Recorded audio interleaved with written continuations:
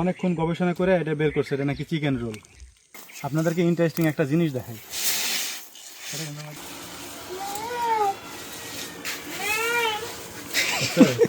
বাড়ি নিয়ে যা, নিয়ে যা, আরে বাড়ি নিয়ে যা, উঠে উঠে ধর ধর পকেটে যা, পকেটে রেখে আই। এই তো ঠিক আছে।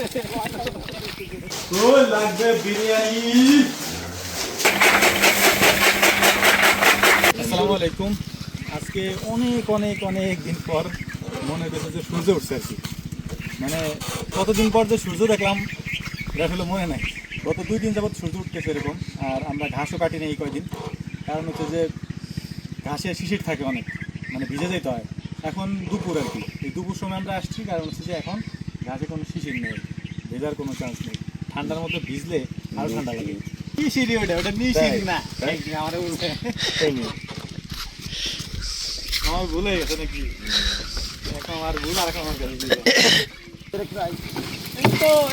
আছে। এগুলো হচ্ছে আমাদের আঞ্চলিক ভাষায় বলে মুইঠা। হ্যাঁ, গোবর এক এক জায়গায় এক এক নামে বলে দেবে। জ্বালানি আর কি, এগুলো দিয়ে জাল দেয়, মানে রান্না বান্না করে, চুলা জ্বালায় আর কি। এগুলো বানানোর প্রসেসটাও অনেক সুন্দর, দেখাই কেমনে বানায়।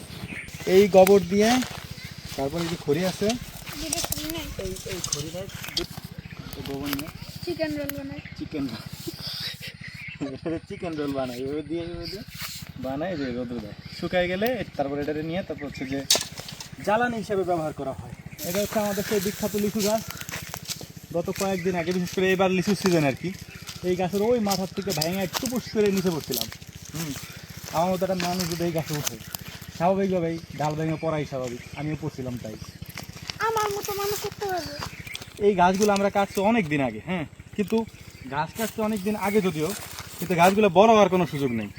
এগুলো যে কতবার খাইছে, এই যে এই মানে কুড়ি বলি আমরা, এই যে এই কুড়িগুলো যে কতবার খাইছে তার কোনো ঠিক নেই। মানে একটু বড় হয় আর খায়, বড় হয় আর খায়। বাছুর ছাগল সব এমনি খারাপ থাকে। হ্যাঁ হ্যাঁ, কিসের ডিম? ডিম পাইলে কই তুই?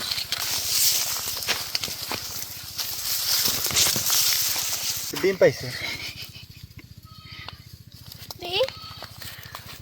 ডিমটা নিয়ে ঠিক আছে বাড়ি নিয়ে যা, বাড়ি নিয়ে বাইজে খা।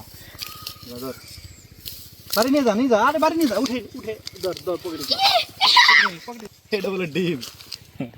শামুক উল্টে ছিল যাবে, শামুকটা উল্টে ছিল, এটা নাকি ডিম। পকেটে নিয়ে বাড়ি নিয়ে বাইজে খাগে। এগুলো দিয়ে মোটামুটি কাটিং হয়ে যাবে। আমি কাটে লাই মাথা দিয়ে বুঝবি। খা, এতে দুজন খা। হ্যাঁ, রস আছে ভিতরে, খা। ওই যে গাছে কলা দেখছিস, এই গাছগুলো আমরা লাগাইছি আজকের থেকে প্রায় 6 বছর আগে। 6 বছর হয়েছে না আমার?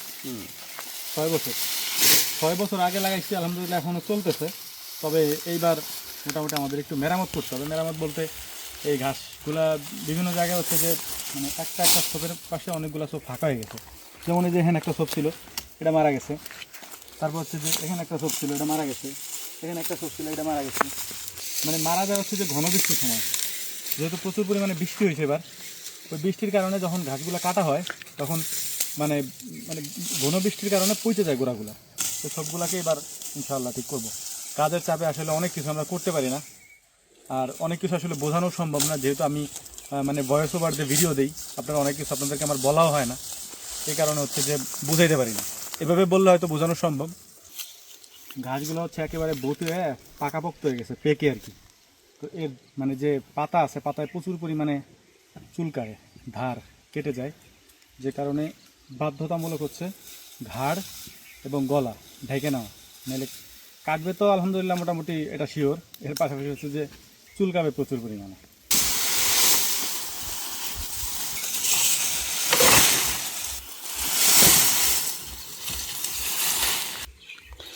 ডাক্তার শালুকে চশমা পরার স্টাইল জানার। অনেকক্ষণ গবেষণা করে এটা বের করছে, এটা নাকি চিকেন রোল। চিকেন রোল না বলে মোটামুটি চিকেন বলও বলা যায়।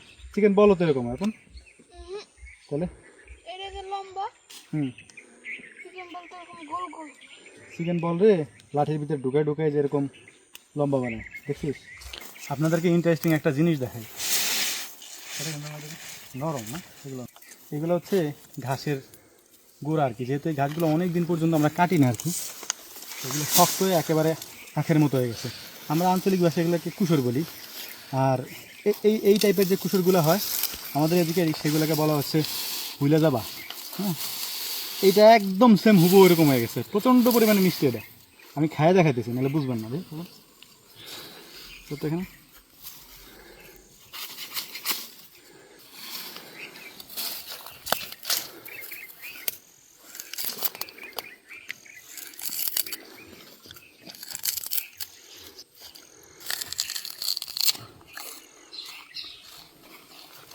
এটা একেবারে হুবহু কুসুরের মতো, মানে আখের মতো আর কি, মানে আমরা যেটা হুইলা যাবে বলি ওরকম। আর যেহেতু শীতের সিজন আরও বেশি মিষ্টি হয়ে গেছে।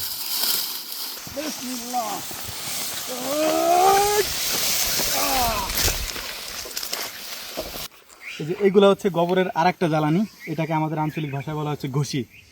হ্যাঁ, গোবরগুলোকে আইনে এরকম ছেনে ছেনে ছড়াই দেয় আর কি। তখন এইগুলো যখন শুকায় যায় সেগুলো প্রচুর পরিমাণে জলে, মানে যখন চুলার মধ্যে দেয় প্রচুর পরিমাণে জলে। আপনার চিন্তাই কর আমার পেটে তেল খায় দাও না। না তোমার তেল দাঁড়াও দাঁড়াও, পাটি বেশি দাও। তোমার বাড়ি কোথায়? সাতক্ষীরা। খাওয়া দাওয়া হয়েছে দুপুরে? না দুপুরে খাওয়া দাওয়া বাজার এসে গেল। বেশি ছোট। তুই এদের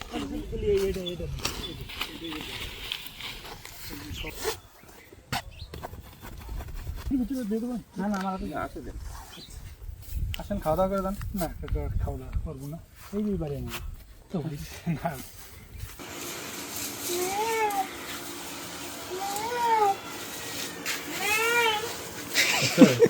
ডাকের সাথে ডাক দেয়, আত্মার সম্পর্ক ছাগলের সাথে।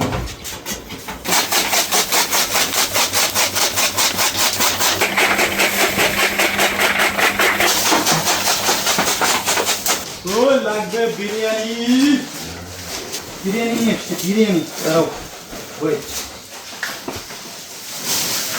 খাও, দুজনে একসাথে খাও। ধরো